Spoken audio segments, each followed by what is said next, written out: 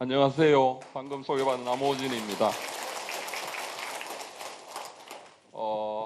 혹시 와 계시는 분 중에 내가 아는 남호진 변호사가 아닌데 이런 분이 혹시 있을지 모르겠어요. 대구 시내에 저하고 동명이인 변호사가 한 분 더 있어서 혹시나 뭐 그럴 분이 있을지 모르겠는데 제 후배가 한 사람이 있습니다. 저는 뭐 잠깐 제 소개를 드리면 91년도에 변호사 개업을 해가지고 원래 한 28년째 변호사만 하고 있습니다.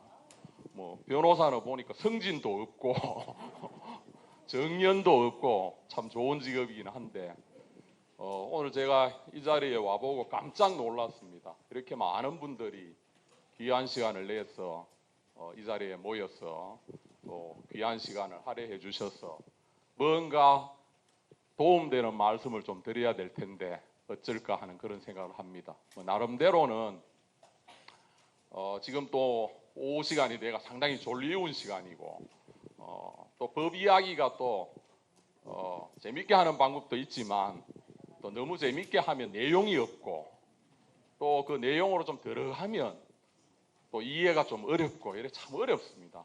그래서 고민을 하다가 제가 한 30년 정도 제야 변호사 하면서 특히나 이제 우리 그 일상생활 그 중에서 또 대부분 여기는 그래도 이제 나이가 좀 드신 어르신들이니까 그 어르신들이 알아두시면 또는 뭐 이미 알고 있는 내용을 또 확인도 한번 해보고 뭐 그런 의미로 주제를 이렇게 몇 가지 정리해가 왔습니다. 그래서 나름대로 제한된 그 시간 내에 제가 강의를 드리고 혹시나 평소에 법률적으로 무슨 상담을 해야 될 그런 일들이 있었는데 미처 변호사 사무실에 못 가실 분들은 제가 시간이 허용하는 범위 내에서 강의 마치고 무료 법률 상담을 해드리고 가도록 그렇게 하겠습니다. 예. 그 상의를 좀 벗고 하겠습니다.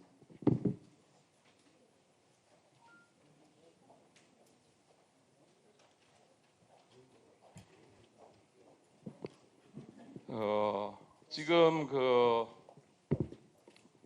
제가 이제 91년도에 변호사 개업할 때 대구에 이제 변호사들은 이렇게 변호사업을 하려면 각 이제 지방별로 이렇게 지방법원이 있습니다. 그죠? 법원 조직법에 의해가 대구 같으면 대구 지방법원이 있습니다. 지방법원.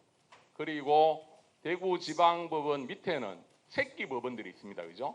예를 들어서 서부에도 하나 있고 우리 대구 관내, 대구 경북 관내에 지방법원 밑에 있는 법원을 지원이라고 합니다. 지원. 그래서 지원들이 다른 시도에 비해서 아주 많습니다. 왜 그런가 하면 우리 경상북도하고 대구가 거의 뭐 한 몸체 같이 이렇게 생활을 해오고 있는데 경북지방법원 가능한 아직 없습니다. 그죠? 경북지방법원이 없어서 이제 지방 자체가 자꾸 이렇게 활성화되고 이러니까 대구지방법원 말고 경북을 주로 관할하는 경북지방법원을 만들어 달라. 이런 이제 여론이 상당히 지금 성숙돼 가고 있는 그런 상황인데 아직까지 그런 경북지방법원은 태동이 안 돼 있어서 뭐 각 보면 포항에도 포항 지원, 뭐 저 아주 작은 영덕 같으면 영덕 지원, 상주 지원 이렇게 이 법원이 이렇게 형성되어 있습니다. 이 대구 경북에 이제 관할을 하는 법원이 대구지방법원인데 변호사회도 그 지방법원에 대칭해가지고 이게 법적으로 이렇게 변호사법에 회가 만들어지게 돼 있습니다. 그러니까 이제 대구 지역에서 변호사 영업을 하는 사람은 대구지방변호사회에 가입을 해야 되는 그런 사정이거든요. 제가 91년도에 이제 88년도에 사법시험을 합격하고 군대 생활 3년 하고 대구 와서 개업할 때 변호사 등록 번호가 68번이었습니다. 저는 바로 이제 현직에는 못 가고 바로 변호사 개업을 해가지고 29살부터 변호사를 했는데 그때 최연소 변호사로 대구에 등록을 했는데 그 번호가 68번이었는데 제가 좀 궁금해가지고 지금 현재 대구지방 변호사의 변호사는 몇 명쯤 되는가? 어제 제가 우리 변호사회 그 홈페이지에 들어가 보니까 648명으로 늘어나 있습니다. 물론 세월이 30년 세월이긴 합니다만은 변호사 숫자도 10배가 늘어나 있고 또 여러분들 다 잘 아시다시피 이 늘어나는 속도가 훨씬 빨라지고 있습니다. 그죠? 그래서 요즘 뭐 웬만한 집안마다 뭐 제가 그 사법시험 합격할 때는 뭐 군수까지 와가지고 저도 고향이 시골 영덕입니다. 영덕 촌에서 소위 개천에서 용납다 해가지고 집에서 잔치하고 군수까지 오고 야단이 났었는데 요즘은 뭐 이 법학 전문대학원 하는 로스쿨 하는 제도가 만들어져서 1년에 공급되는 변호사가 1년에 1,500명입니다. 1,500명씩. 그래서 한간에 변호사 사위 잘못 봐놓으면 살림 보태줘야 된다는 그런 말도 나옵니다. 그만큼 요즘 그 젊은 변호사들이 생활하기가 대단히 그렇게 어려운 상황입니다. 그런 반면에 또 우리 대구 경북에 640여 명이 활동하고 있는데 전국적으로 변호사는 한 몇 명쯤 되나 하면 3만 명쯤 됩니다. 3만. 네, 3만. 엄청난 지금 숫자가 서로 밥 벌어 먹으려고 서로 경쟁을 하고 있는 그런 난국입니다. 또 한편으로는 뭐 저도 오늘 이제 강의 때문에 오면서 차 타고 오면서 방송도 듣고 왔는데 지금 뭐 사법개혁, 검찰개혁회가 마음들이 다 불편하시죠. 그래서 지금 나라가 거의 뭐 반쪽으로 지금 쪼개져다시피 해서 어떤 게 옳은지 그런 건 저는 잘 모르겠습니다만은 어떻게 하든지 간에 이 상황이 빨리 좀 수습이 돼서 국론이 좀 이렇게 일치되는 그런 여건이 마련돼야 되지 않나 이런 생각이 듭니다. 그냥 전문가로서 볼 때 이 상황이 그러면 한 얼마나 갈 것 같노?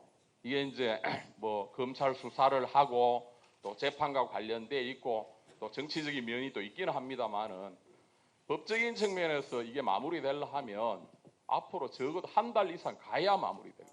한 달 이상. 이 마무리 수사가 되고 그다음에 수사가 된 다음에 수사 결과 발표하고 또 뭐 사법 처리할 부분이 있으면 그 사법 처리하는 공소장 같은 걸 작성하는데 또 시간이 1주, 2주 걸리고 뭐 그 전쯤 돼야 좀 어떤 방향이 생겨가 수그러지지 않겠나. 오늘 뭐 속보로 뜨는 거 보니까 오늘 오후에 한나라당 황교안 대표는 그 서부지방검찰청에 이제 지난번 패스트트랙해가 한나라당 국회의원들 고발당했는 사건에 자기가 대표로서 소환도 안 받고 총대 메고 들어가서 조사받겠다. 자꾸 뭐 불만들이 많이 나오니까 이렇게 또 긴박하게 진행되고 있는 것 같습니다. 그래서 뭐 정치적인 이야기는 이런 데서 할 바는 아닌데 어찌되었든 간에 우리 여론이 자꾸 쪼개지는 것 같아서 그냥 사회인의 한 사람으로서 아주 걱정스럽기도 합니다. 그래서 아까 말씀드린 바와 같이 제 소개는 그 정도로 마치고 저는 상당히 오늘 올 때 여기 와서 앉아 계시는 분들 보다가는 더 나이가 드신 분들 위주로 와 계실 걸로 생각을 하고 왔는데 연세는 더 높으신지 모르지만 외모로 보니까 별로 노인이 아닙니다. 노인카는 이야기를 들으면 좀 기분이 별로 안 좋지요, 사실. 그런데 이제 우리 법에는 이 노인이란 표현을 실제 쓰고 있습니다. 쓰고.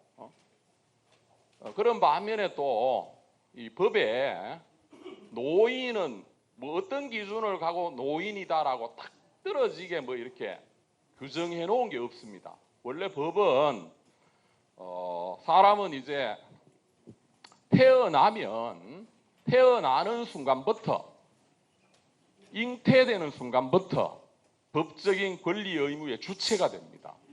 그래서 이제 아주 예외적이기는 하지만 태어나기 전에 태아 호태된 상태로 엄마 뱃속에 있는 이 아이도 이름도 없고 언제 태어날지도 모르는 그 상태의 미성숙 상태의 인간이기는 하지만 법적으로는 똑같이 법적 권리자로 인정을 해줍니다.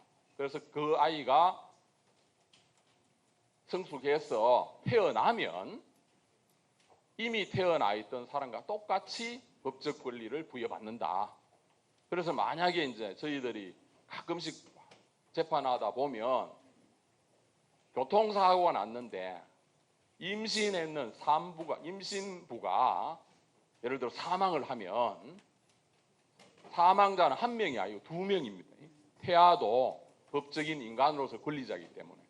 그래서 상속관계도 역시 태아부터 인정이 됩니다. 태아. 그럼 태아로부터 이제 우리가 보통 이제 시작을 합니다. 그죠? 태아로서 이제 법적 권리가 시작합니다. 그러면 이제 태어나면 이제 1살 1개월부터 시작해 이제 나이를 먹는데 나이를 먹어가 쭉 가면 법적인 의미가 있는 게 성년이 되는 시점, 성년, 법적으로 성년. 우리는 지금 옛날 이제 학교 다닐 때 기준으로는 성년의 기준은 몇 살입니까? 옛날에는 전부 다 20살이었죠. 그죠? 20살. 그런데 2011년도에 민법을 개정해가지고 2011년도부터는 한 살을 더 낮춰가지고 19세가 되면 이제 성년이 됩니다. 그런데 이게 이제 선거 때만 되면 또 이것도 좀 더 낮추자. 젊은 사람들 표가 필요하다.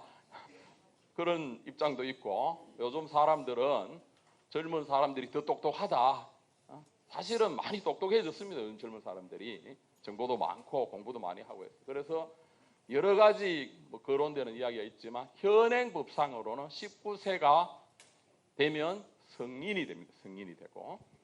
그 다음에 이제 나이를 자꾸 먹으면 사실 아까 노인카는 이야기 했지만 태어난 순간부터 노인으로 자꾸 쫓아갑니다. 그죠? 노인이 따로 있는 게 아니라 다 노인 됩니다. 그죠? 계속 이렇게 노인의 방향으로 가는데 언제 시점부터 노인이라 해야 될 텐데 법에 이게 정하기가 보통 일이 아니에요. 보통 일. 그래서 이제 제가 이제 강의를 앞두고 저는 뭐 사회복지학을 전공한 사람도 아니고 또 법률 뭐 이론을 되게 연구했는 사람도 아닙니다. 그죠? 법률 실무가입니다. 현장에서 싸우는 분쟁을 받아가지고 재판을 쭉 한 30년 동안 해온 사람인데 그런 가운데서 그나마 법에 이 노인 또는 나이 든 이 상황에 대해 어떻게 규정을 해놓고 있노 찾아보니까 몇몇 법에 이렇게 나타나고 있는데 그게 현행 법상으로는 65세가 기준인 것 같아요. 65세. 네. 그래서 우리 그 노인 자꾸 노인하면 거부감 가지는데 법률적으로는 우리가 나이가 들어서 어느 시점이 되면 국가도 연세 드신 분을 보호해야 된다. 왜? 결국은 오늘까지 이런 우리 사회의 틀을 만들고 경제를 일으켰고 또 자식을 낳아서 양육해서 이 사회의 어떤 체계를 만든 게 결국 어른들 아니냐. 그래서 국가나 지방자치단체도 그런 입장에 있는 노인을 공경하고 보호하고 노인들의 생활이 복지가 보장되도록 노력해야 된다 해서 만들어진 이 나이 드신 어르신을 위한 가장 기본법이 그 제가 거기 적어놨다시피 노인복지법 강입니다. 노인복지법. 그래서 노인복지법에 여러 가지 이제 보호 규정들을 정해놓고 있습니다. 그러면 당장 내일이 무슨 날인지 압니까? 내일이 달력 잘 보셨으면 아시겠죠. 내일이 바로 노인의 날입니다. 노인의 날. 우리 법에 만들어 놓은 내일이 노인의 날이고 이거는 노인복지법이 되게 일찍 만들어졌습니다. 81년도에 1981년도에 만들어진 법입니다. 81년도에 법을 만들었는데 그때 노인의 날을 정해야 된다 해서 10월 2일로 정했고 또 10월 한 달을 노인의 달로 정해서 국가지방자치단체가 여러 가지 노인들의 어떤 권익이라든가 또 여러 가지 보호 또는 뭐 여러 가지 권리 이런 걸 보장하기 위한 활동들을 합니다. 그죠? 그래 하고 그 다음에 또 이 노인복지법에는 우리 5월 8일 뭐 이렇게 국가기념일을 정하는 것도 다 법에 정해져 있습니다. 그죠? 얼마 전에 한글날을 공휴일로 할 거냐, 일반 휴일로 할 거냐, 뭐 또는 여러 가지 평일로 할 거냐 이런 이야기도 있다시피 5월 8일 어버이날도 노인복지법에 이 휴일로 한다고 정해져 있고 또 6월 15일 날은 노인 학대 금지의 날이다. 이렇게 해서 여러 가지 그런 어떤 캠페인성 국가 활동을 하도록 이렇게까지 정해서 노인들을 존중하고 공경하는 그런 법을 우리는 정해놓고 있습니다. 반면에 제가 이번에 이제 법을 쭉 찾아보면서 변호사 해도 노인복지법 이런 거 볼 일이 잘 없습니다. 사실은 뭐 여기는 주로 이제 국가 정책적인 거 이런 걸 정해놨기 때문에 그래서 이번에 그걸 보면서 노인들도 좀 깨달아야 될 부분이 있다. 노인복지법에 의해 적어놓은 제가 그대로 한번 읽어볼게요. 노인은 노령에 따르는 심신의 변화를 자각하고 어차피 우리 몸은 생명체니까 세월이 흐르면 자꾸 몸이 기능이 자꾸 떨어진다. 그래서 그런 것을 스스로 알고 그 다음에 항상 심신의 건강을 유지해야 하고 노인들 어부입니다 이게. 그리고 그동안에 살아오면서 얻었던 지식과 경험을 활용해서 사회 발전에 기여하도록 노력해야 한다. 법에 이래 딱 정해요. 뭔 말인가 하면 대선만 자꾸 발달을 하지 말고 해야 되는 역할도 법에 이렇게 정해두고 있다. 이제 그래 아셔야 될 것 같아요.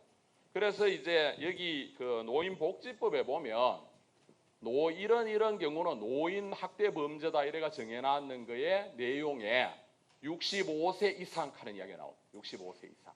그런 의미로 65세를 정해놓고 있고 그 다음에 또 그 밑에 노인 장기 요양보험칸이 있습니다. 그죠? 요즘 노인성 질환, 치매, 정신질환 이런 어떤 노인 질환에 대해서 법적으로 사회복지계통으로 해서 법을 만들어 놓은 이 노인 장기 요양보험에도 노인이란 어떻게 해놨는가 하면 65세 이상의 노인 그 다음에 이 노인 장기 요양보험에는 이제 65세가 아니더라도 노인성 질환을 앓고 있는 사람은 이 법이 적용되기 때문에 일단 기본적으로 65세가 되는 걸 전제로 노인 장기 요양보험이 적용 대상이다. 노인 장기 요양보험이 뭔지 아시죠? 주변에 워낙 이제 많이 있으시니까 노인 장기 요양보험 하면 대박 기억하는 게 등급 이렇게 기억합니다. 등급 그죠? 1등급, 2등급 하는 그 등급이 아주 중요한 그런 내용입니다. 그죠? 그 다음에 이제 기초연금법에도 기초연금법 하는 게 이제 기초연금이 올라가지고 더 많이 주고 이렇게 하고 여기도 받고 계시는 분들 꽤나 될 텐데 65세 이상 노인을 상대로 기초연금 지급 수혜 대상자로 정해놓고 있고 이런 등등으로 해서 여러 가지 관련 법의 이런 내용을 이렇게 정해놓은 걸 보면 65세를 기준으로 현재는 정해져 있다. 그런데 이제 이 문정부가 들어오고 나서 초창기에 65세 기준으로 해가지고 사회복지 혜택을 여러 가지를 보장 혜택을 베풀려고 하다 보니까 국가 재정이 워낙 부담스러우니까 이걸 좀 올리자. 대한노인회에서 들고 나왔습니다. 이제 대한노인회에서 70세로 하는 거에 우리 동의한다. 70세로 가자. 야단이 났죠. 야단이. 왜 확보된 밥그릇을 뺐노? 부터 시작해서 또 개중에는 또 생각을 달리 하시는 어른들도 있고 그래서 그런 여론이 좀 조성되기는 했는데 실제로는 아직 이루어지지 못하고 있다. 변호사가 봤을 때는 조만간 뭔가 조정을 해야 우리 사회가 서로 이렇게 돌아가지 않을까 하는 그런 고민을 해봅니다. 그런데 사실 이 65세라는 기준은 독일의 아주 유명한 비스마르크 재상카는 그 사람이 1800년도 후반의 사람인데 우리 세계적인 어떤 사회복지제도를 도입했는 쉽게 말하면 독일의 대통령인데 그 사람이 1889년도 우리나라 기준으로 하면 이모군란 뭐 이런 거 있을 그 즈음입니다. 그때 사회복지법을 만들면서 노인의 기준을 몇 세로 정했노 하면 그때 65세로 정했는 게 아직도 이카고 아직도. 그래서 그동안에 많은 변화가 있어서 이게 좀 뒤로 밀려가야 되지 않을까 하는 생각을 합니다. 이런 어떤 제가 말씀드린 거는 뭐 확실한 근거가 있는 그런 차원의 이야기보다가는 법에서는 그러면 도대체 어떻게 이게 반영되느냐. 변호사들이 사무실에서 주로 이제 소송하는 것 중에 뭐 땅 때문에 재판도 하고 집 때문에 재판도 하지만 사람의 몸을 다치거나 죽었을 때 사고, 교통사고, 산재사고, 뭐 어디 물놀이 사고 이런 사고가 났을 때 그 사고에 대한 배상을 우리 법은 어떻습니까? 아이 저놈이 나를 살인했다. 내가 저놈을 살인하면 나도 살인죄가 되잖아요. 그죠? 못 죽인다. 그 대신에 피해를 입었는 사람은 그 피해를 뭘로? 돈으로 배상받아야 되는 돈으로. 금전배상주의, 금전배상. 그러니까 전부 돈하고 야단이 난 거예요. 돈.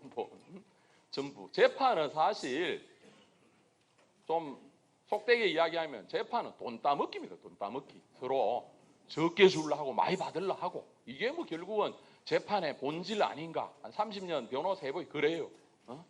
그래서 이혼도 마찬가지예요. 이혼한다 말한다. 사실은 헤어지는 거는 다 저희끼리 다 정해놓고 그 다음에 이제 위자료 좀에 적게 주고 양육비 좀 적게 주고 뭔가 돈을 잘 챙기려고 시게 사오는 게 이 이혼 재판이고 이런 돈과 어쩔 수 없겠죠. 우리가 그래서 자본주의 사회에 살고 있는 겁니다. 자본주의 사회 씁쓸하지만 그런데 이제 그러다 보니까 이런 사고가 나면 사고를 당한 사람의 몸값을 계산합니다. 몸값을. 여기 지금 한 200분 이래 앉아 계시지만 쟤한테 주민등록번호하고 하시는 일하고 월 소득만 쟤한테 주면 한 10분, 20분 만에 한 분 한 분의 몸값을 계산할 수 있어요. 네? 몸값을. 몰라도 아마 제가 좀 젊기도 아마 개중 좀 젊은 것 같고 이래가 제 몸값이 제일 비싸지셨습니다. 여기서는. 왜 그런가 하면 현재 벌고 있는 돈벌이가 얼마냐가 아주 중요하거든. 그러고 내 현재 수입을 얼마 동안 벌 수 있나 가동기간을 이게 이제 이걸 갖다 가동기간이라고 합니다. 돈벌이를 얼마까지 할 수 있노 이게 이제 법적으로 이제 문제가 돼. 문제가. 그래서 이제 제일 먼저 제가 변호사 개업할 1988년도 89년도까지는 보통 일정한 직업이 있는 사람은 어떻게 그 직장에 정년이 있잖아요. 그죠? 취업 규칙하는 게 있어가지고 정년이 정해져 있어. 공무원들도 법에 정년이 이래 정해져 있으니까 그때까지 일한다. 그럼 정년 끝나고 나서 의해야 된단 말이고 정년 끝나면 한 달에 4,500만 원씩 벌던 공무원이 그러면 수입이 땡이냐 아니면 뭐 다른 걸로 뭐 계산해 줘야 되느냐 이런 게 이제 문제가 이 손해배상액을 계산할 때거든요. 그래서 일정한 직업이 없이 쉽게 말하면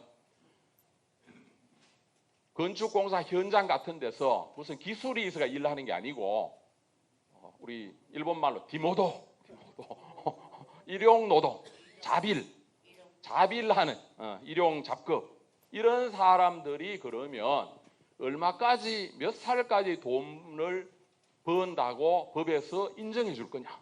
그래서 89년도까지는 55세가 지나면 대충 인생 끝이다. 돈벌이 끝났다. 이렇게 하던 시절이 89년도입니다. 89년도. 그랬는데 89년도까지였어요. 89년도. 89년도에 와가지고 우리 대법원 전원합의체 판결에서 아마 89년도에 이게 너무 짧다. 좀 늘려야 된다. 국민들의 목숨값을 늘려주는 거예요. 이게. 그래서 대법원 전원합의체. 가끔씩 이제 텔레비전 같은 데 보면 대법원에서 무슨 판결을 했는데 전원합의체에서 판결을 했다. 전원합의체가 뭐냐? 대법관은 전부 대법원장을 포함해서 13명이 있습니다. 13명이. 그럼 재판을 할 때 재판부를 구성하는데 대법관 13명이 전부 둘러 앉아가지고 보통 텔레비전에 이렇게 나올 때 반은 비슷한데 중간에 대법원장 앉고 옆에 쫙 이렇게 앉잖아요. 그죠? 저거끼리 서열대로 다 앉습니다. 서열. 서열이 뭐냐 하면 임용된 순서입니다. 임용된 순서. 대법관 먼저 된 놈이 좀 더 높은 놈이고 그래 돼 있어. 그래 앉아가 재판을 하는데 사회적으로 아주 이렇게 중요한 문제는 대법관 13명이 전부 재판관으로서 참여해가지고 재판 의견을 낸단 말이에요. 그래서 그 의견을 토대로 해가 전원일치하면 전원일치 대법원 판결, 아니면 과반수로 해가지고 대법관들도 이제 의견이 서로 다르면 투표합니다. 투표 안에서 의견을 조율해서 대다수 의견으로 판결을 하거든요. 그렇게 대법관 전원이 다 참여해서 재판하는 재판이 전원합의체 판결. 전원합의체 판결. 그 다음에 대부분의 우리가 이제 재판을 하면 우리나라 사람들은 가위바위보 하면 뭐라 합니까? 야, 3세판 하자. 이래. 3세판. 3세판이 재판도 어떻게 보면 형식적으로는 3세판입니다. 그죠? 자, 1심 재판이 있고 2심 재판이 있고 그 다음에 3심 재판이 3심은 대법원입니다. 그죠? 대법원. 대법원에서 마지막 재판을 하면 대법원에서 끝나버리면 이제 더 이상 이의를 못해요. 근데 3세판은 가위바위보 3세판은 3번 해가 2번 이기는 놈이 장대이지만은 재판은 마지막에 이기는 놈이 장대입니다. 마지막에 1, 2심에서 암만 이겨가지고 변호사한테 이겼다고 고맙다고 사례비 시금 갖다 줬다가 위에 올라가가 뒤집어져 버리면 줬는 돈 달라 할 수도 없고 집안 거들난다 하니 그때 거들난다. 그러면 길게 가면 재판을 5번까지 합니다. 5번까지. 왜? 대법원에는 1심, 2심 요까지를 뭐라 하나 하면 사실심 재판이라. 재판은 결국 뭐예요? 뭘 주장하고. 여러분들이 일상생활 할 때 법적 대부분은 여기 아마 착하게 살아가 그런 일이 잘 없었지 싶어요. 얼굴 보니까. 재판에 걸릴 일이 잘 없었지 싶어요. 그런데 앞으로도 그랬으면 좋은데 앞으로는 잘못하면 자식한테 소송당할 일이 많습니다. 그래서 제가 이제 좀 이따가 그런 이야기를 몇 개 하려 합니다. 예, 요즘 인심이 사나워져가 어제도 보니까 어부도 아버지가 5살 자식을 죽이고 뭐 세상이 흉흉하잖아요. 그죠? 이래 세상이 막 바뀌고 도덕이. 그런 상황에서 1심하고 2심은 이게 맞다 저게 맞다 이 내용이 맞다 저 내용이 맞다 하는 걸 싸우는 게 1심 2심 재판 사실심 재판이라 그러고 대법원은 1심 2심의 밑에 있는 판사들이 재판해 놓은 걸 많은 경력을 가지고 있는 대법관들이 이 재판이 법적으로 잘못된 게 있나 없나를 따지는 게 대법원 재판입니다. 대법원. 그럼 대법원은 재판을 해가지고 1, 2심 재판이 잘못됐다 하면 다시 재판하라고 돌려보내버려요. 저거가 재판을 끝내주는 게 아니고 우리는 법적으로 잘못만 지적만 하지 뭐 대법관이 힘들게 이게 맞다 저게 맞다 안 한다. 우리 다시 해라 이런 취지로 다시 재판해라 이렇게 보내버리거든. 그러면 세 번째 같은 재판이 요런 다시 재판하라고 보내는 걸 뭐라 그러나 하면 파기환송이라. 재판을 깨가지고 파기해가지고 다시 돌려보냈다. 재판했는 법원으로 돌려보냈다. 파기환송 판결이 났다. 신문 같은 데 보면 자세히 보면 그런 말이 이렇게 등장하면 이해하시면 됩니다. 그죠?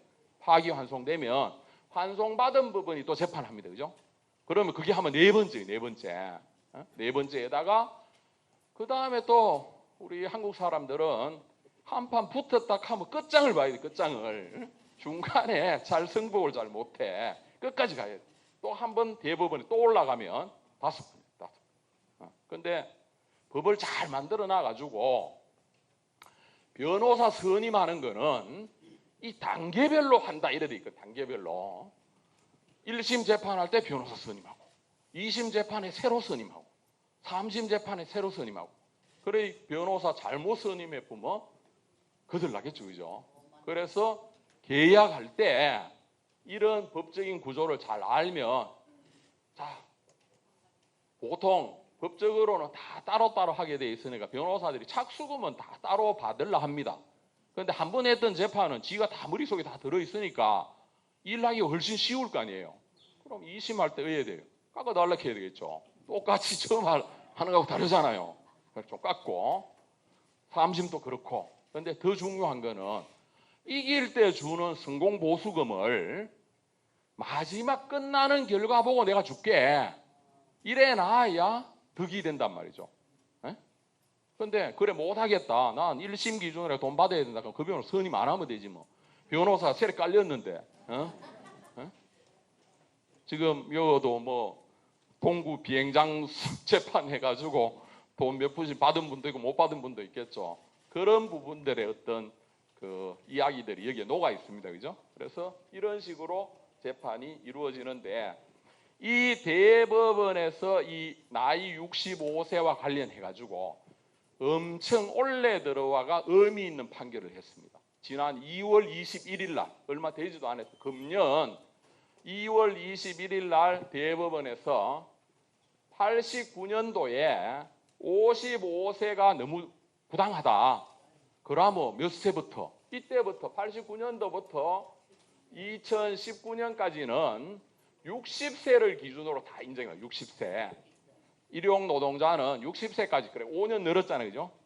한 5년 정도 더 일한다고 봐야 된다. 이렇게 이제 정해 오다가 금년도에 와가 딱 30년 만입니다. 그죠? 30년 만에 60세도 너무 적다. 60세 청추이다. 어때? 60세 보고 집에 가라 카노. 혈기가 왕성한데 더 벌어야 된다. 이렇게 해서 인정된 게 65세까지. 65세. 그래 65세까지 법원에서도 자기 수입을 벌어가지고 다 생활비 다 조달할 수 있다고. 일용 노동으로 일을 하면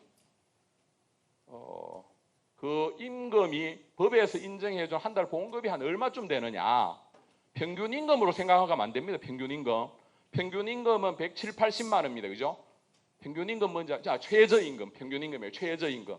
와, 많이 시끄러웠잖아요. 이 지금 정부 들어와가 이 최저임금 인상 때문에. 그렇게 인상했는 최저임금이 기준이 계산을 하면 지금 한 8천 원 정도로 계산을 하면 한 180만 원쯤 됩니다. 180만 원. 그런데 법에서 인정하는 일용 노임은 270만 원쯤 됩니다. 270만 원. 한 달에 270만 원짜리 노동력이다. 65세 안 됐는데 여기 와서 강의 듣고 있는 사람 반성해야 돼요. 270, 80만 원씩 매월 벌어야 되는데 지금 안 벌고 있는 거예요. 법에서도 벌 수 있다 하는데 지금 일할 자리가 있어야 일하지. 이런 식이죠 이제. 그게 문제입니다. 그죠?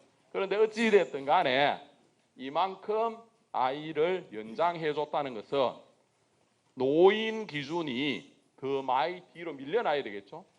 65세까지 어제까지 한 달에 270, 80만 원씩 잘 벌던 사람이 그거 끝났다 해가 65세부터 지공선생도 되고, 지공선생 알죠? 지하철 공차 타는 사람, 지공선생, 지공선생.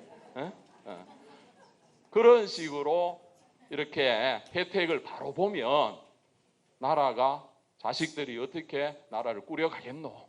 이런 고민이 지금 현재 있습니다. 그죠? 그래서 요와 마찬가지로 그런 개념이 지금 현재 우리 법에서 계속 이루어지고 있는 문제다. 그런 걸 하나 이해를 하고 그래 갑시다. 참고로 내가 자료를 찾았는 거라서 한번 알려드려 볼게요.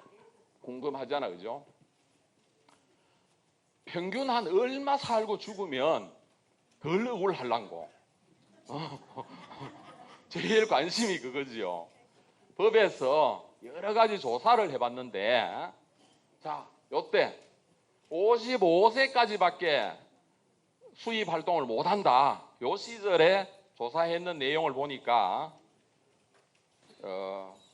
남자는 67세 평균 여명, 평균적으로 생을 마감하는 나이가 67세.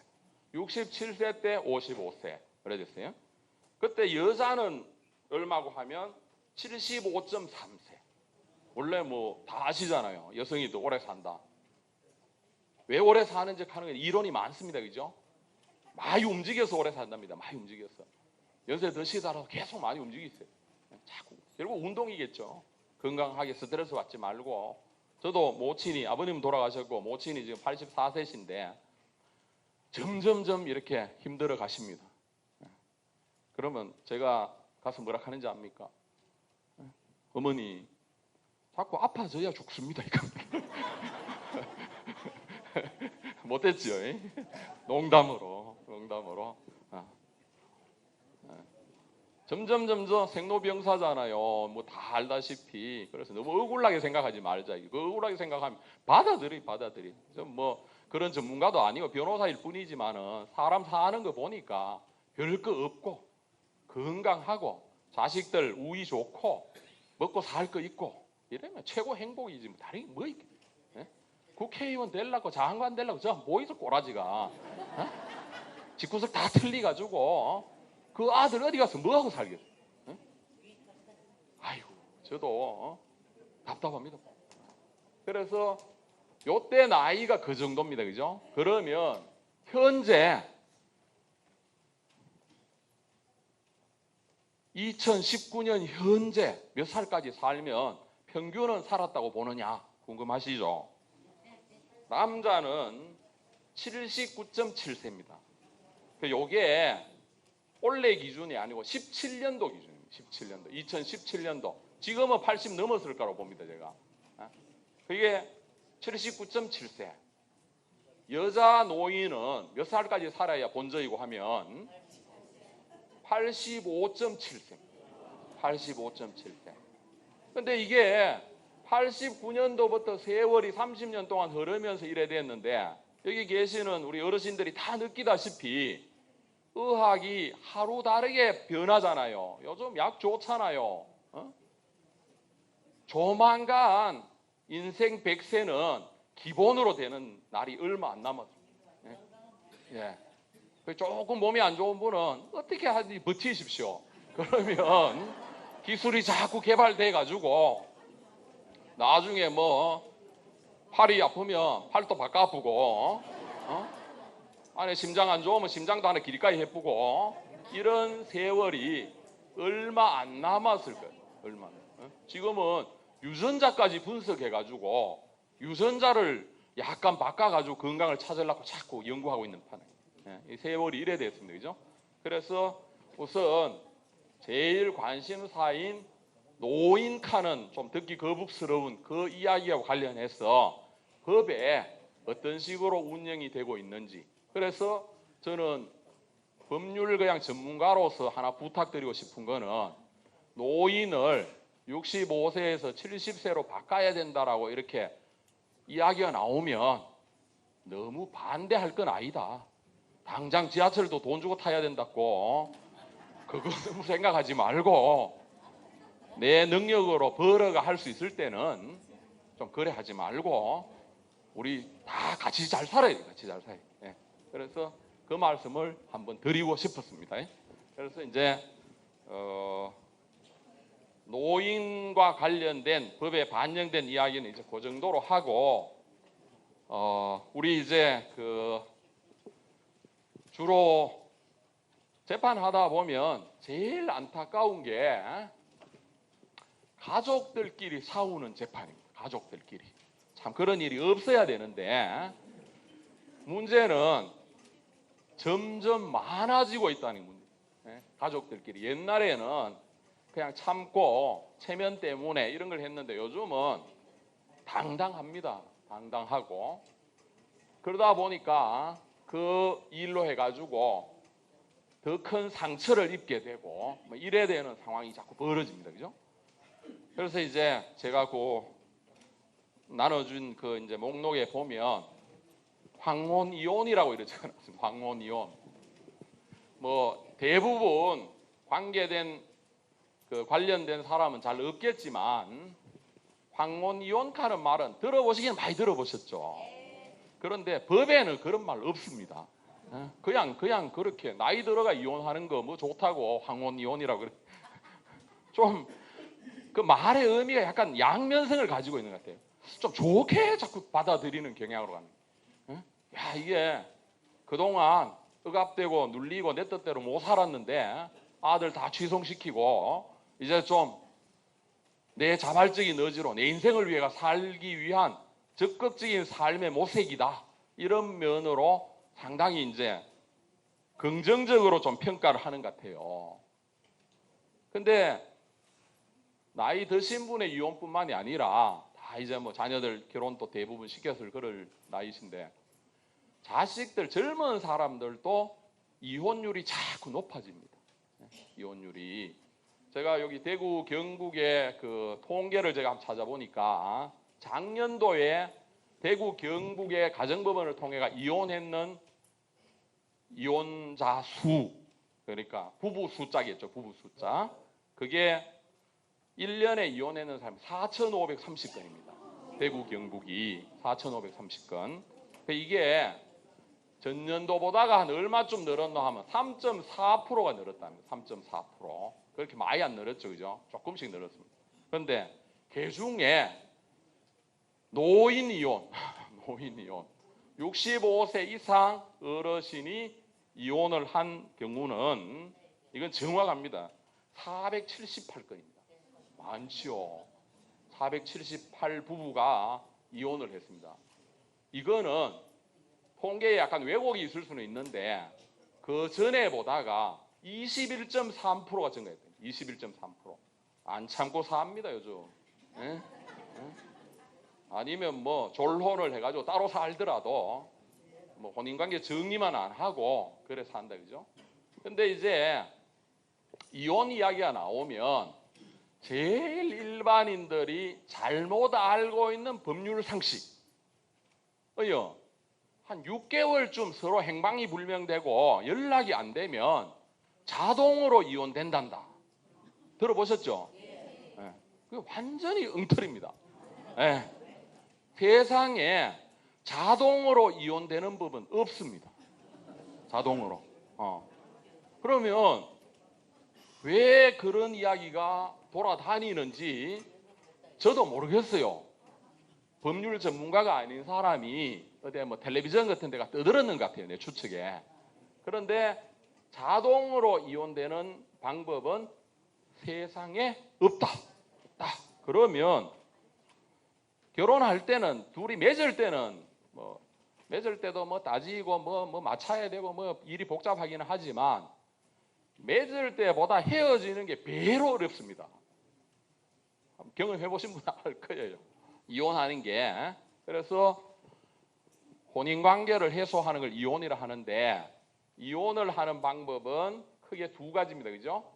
협의를 해가 이혼을 하든지 협의 이혼을 하든지 합의 이혼. 둘이 합의를 하든지 재판을 하든지 6개월 동안 연락이 없고 행불이다. 교도소에 몇 년 갔다. 도저히 나는 같이 못 살겠다.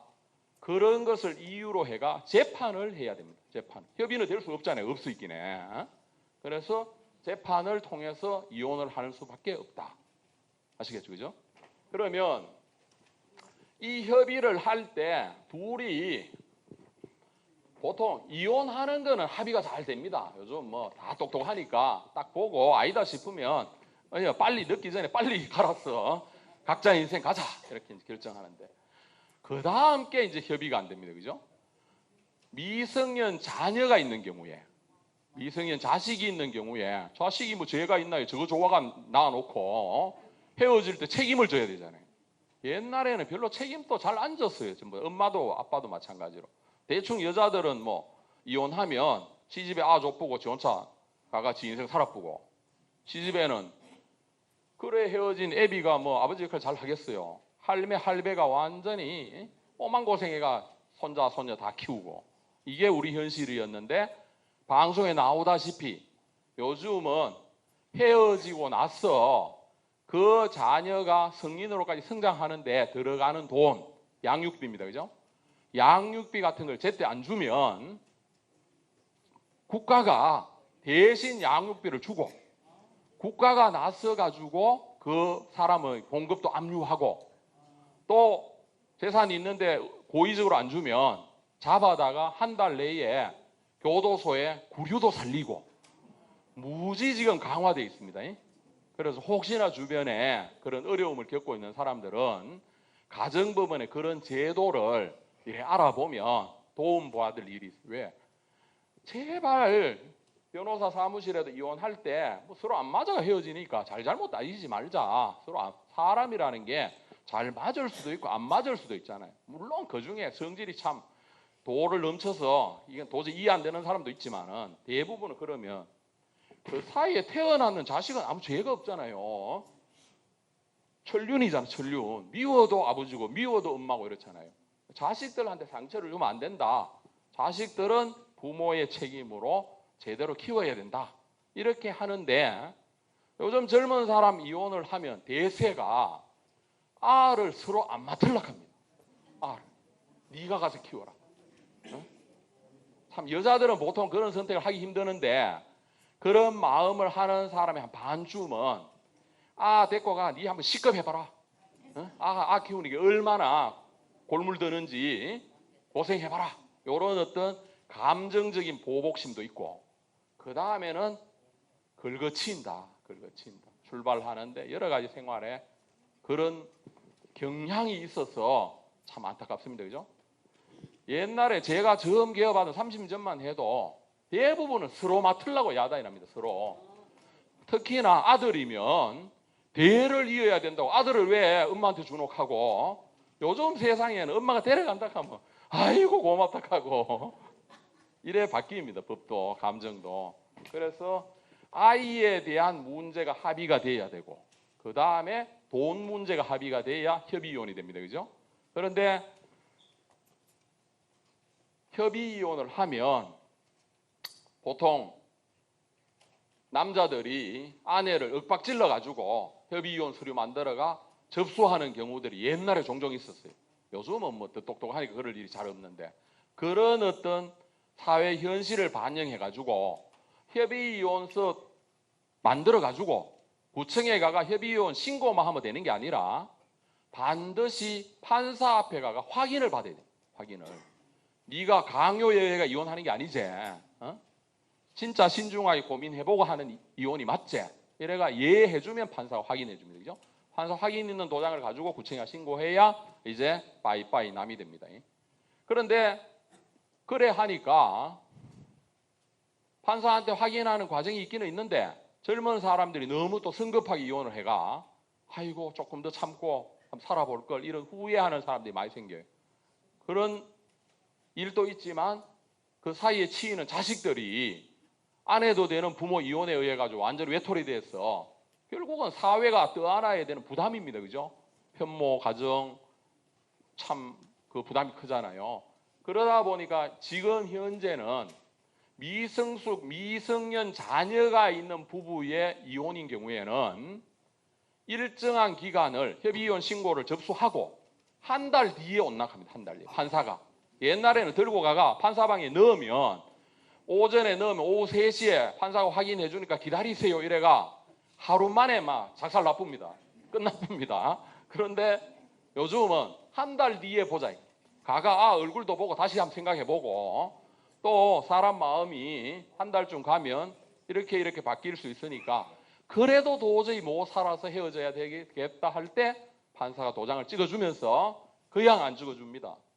아를 어떻게 키울 건지 합의를 해가 오라.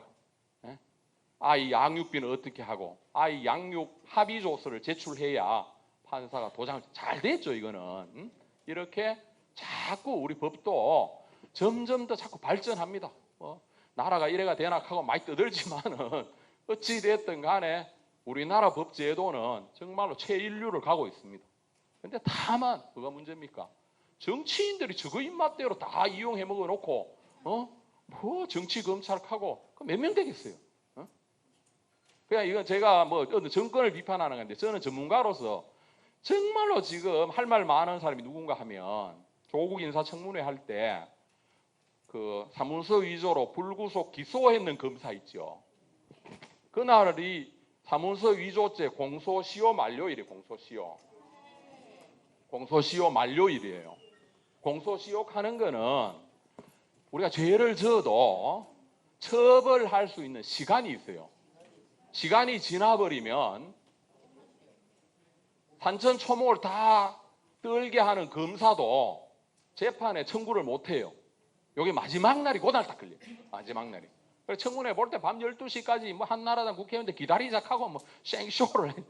근데 그거 다 좋은데 이걸 기소를 안 했다. 만약에 정치적인 문제가 생겨가 기소를 안 했다 하면 그 검사가 얼마나 옷 벗어요. 직무유기. 예? 그런 이야기를 대놓고 이렇게 법률적으로 따져가지고 그 사람을 대변해주고 뭐 하는 한 명. 아직까지도 뭐 인사청문회 하는데 뭐 기소할 수 있노 이런 것만 자꾸 떠들어요. 예? 그런 부분 정치적인 방향을 제가 이야기하는 게 아니고 법률 전문가로서 보면 이거는 이래 할 수밖에 없는. 그렇다 걔가 죄가 인정이 안 된다 하고 죄 인정되는 걸 죄가 인정 안 된다 하고 무혐의를 하면 그 뒷감당은 누가 합니까? 아니, 정치는 정치고 법은 법이지. 맞을 것 같은데 계속 이야기도 계속 씹히고 뭐 그래요.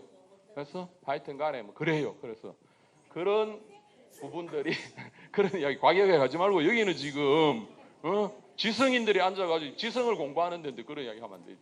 자, 네, 그런 면이 법률 전문가가 볼 때 그런 면이 있다 이런 이야기 합니다. 그래서 지금 이혼을 하면 미성년 자녀가 있는 부부의 이혼은 이렇게 어렵게 만들어놨어요. 그러면 이제 황혼 이혼, 쉽게 말해서 연세 드신 어른들이 헤어지는 이혼은 대부분 이혼 사유는 확실합니다.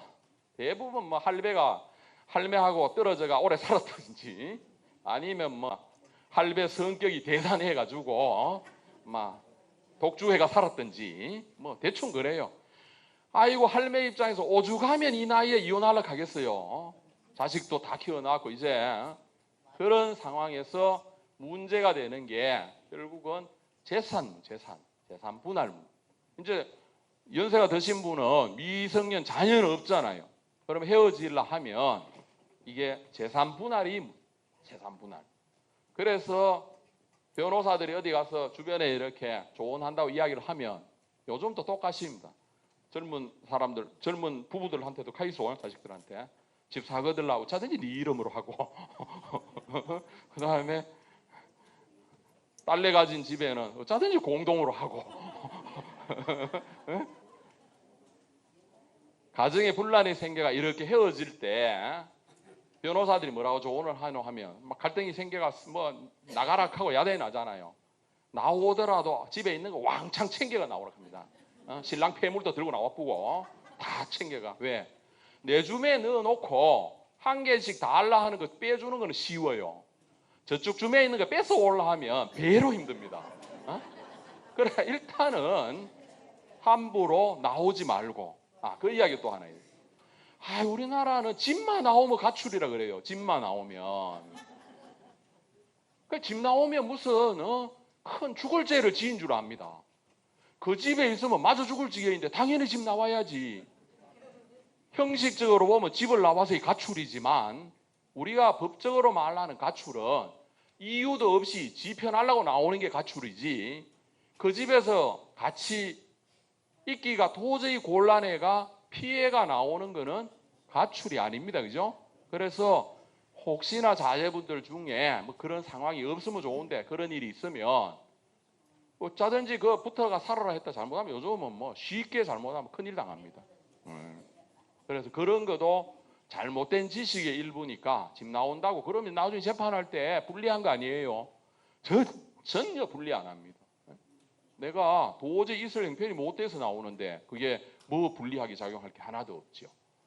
그래서 이렇게 미성년 자녀가 있든 뭐 어느 이혼이든 간에 그런 문제가 있는데 결국은 재산을 나중에 이제 부부가 헤어지려 하면 나누는 건데 대부분 이 정도 연세된 어르신들은 뭐 재산 좀 있어도 전부 다 신랑 이름으로 돼 있고 할배 이름으로 돼 있고 그죠? 그런데 주로 남편이 직장 생활하고 아내는 집에 가사 노동을 했다. 이런 경우에 가사 노동의 가치를 얼마로 인정해줘야 될 거냐? 남편이 돈 번 거 하고 아내가 가사 노동했는 거 표시도 잘 안 나는 정말로 여러 가지 복합되어 있는 이 노동의 가치를 거의 지금은 50대 5로 왔어요. 50대 50. 예. 그러이 할매들이 무조건 이혼하려 합니다. 할매들이 아이고 뭐 언제 아파가 늘어질지 모르는데 그거 뒤치다거리 하느니 이제 좀 놀러도 다니고 마음 편하게 좀 살아보자. 내 목 찾아놓고. 그래서 거의 5대 5로 와 있는 상태입니다. 그래서 이혼을 조장하는 건 아닌데요. 끝까지 사셔야 되죠. 끝까지 사셔야 되는데 막상 이렇게 법률적으로 문제가 되면 1시간쯤 지났는데 좀 쉬고 할까요? 계속 할까요? 좀 쉴까요? 예, 10분간 휴식. 예. 그래서 그 부모는 법정 대리인의 법정 대리권은 부모가 공동으로 행사해요. 공동으로. 그런데 이제 아까 이야기대로 이혼을 하게 되면 불이가 떨어지니까 그때는 이 법률상의 권리도 아빠가 가질 건지 엄마가 가질 건지 한쪽으로 모르습니다. 법정 대리권을. 이거를 같이 해놓으면 이혼한 이후에 학교 보내려 하면 이혼한 부부가 둘이 만나가 또 동의 서로 만들어야 되고 또 19살 안 된 아가 외국에 나가려 하면 출국 동의를 또 받아야 되고 아주 불편해가지고 이혼할 때 가능하면 법정 대리권 부모 중에 한 사람한테 이렇게 공동 친권을 포기하고 단독 친권으로 이렇게 바꾸도록 그렇게 권유합니다. 권유. 근데 부모가 우리는 굳이 그래 하겠다 이러면 법원에서 반대 안 합니다. 그래 하세요. 불편하더라도. 그리고 또 그렇게 한번 정해놔도 나중에 언제든지 변경 신청을 또 할 수 있습니다. 변경 신청을. 이제 그런 것인데 그러다 보니까 아까 이야기대로 성인이 되기 전에 19세가 될 때까지는 부모가 법정 대리인으로서 법률적인 행사를 하는데 성인이 만약에 됐는데 특히나 이제 어르신이 나이가 이제 자꾸 들면 심신이 쇠약해집니다. 그죠? 심신. 뭐 변호사 사무실에 있다 보면 가족들이 새파랗게 해가지고 쫓아옵니다. 어머니가 요양병원에 계셨는데 곧 이 의식이 거의 없어질 것 같다. 그런데 어머님 앞으로 집이 한 채 있다. 어쩌노? 팔아야 될 거 아니에요. 팔아야 돼. 상속을 받더니 돌아가셔가지고 상속 받으려면 관계 없는데 생전에 만약에 다 마찬가지입니다. 뭐 변호사도 마찬가지. 어느 날 갑자기 심근경색이 와가 들어 누워버리면 내 이름으로 돼 있는 재산을 처분행위를 하려면 옛날 법에는 우리가 중고등학교 다닐 때는 한정치산자, 금치산자 들어보셨지 그죠? 한정치산자, 금치산자. 치산, 재산을 관리한다는 뜻입니다. 그죠? 금치산자, 재산 관리를 못하는 사람. 한정치산자, 그 정도 심하지는 않아가지고 문제가 있는 사람. 이런 제도를 가지고 수십 년째 우리 민법을 가져오다가 2011년도에 민법을 개정하면서 요즘은 한정치산, 금치산 칼이 없습니다. 법으로 없어졌어요. 그러고 나서는 후견인 제도 칸이 만들어요. 후견인 제도.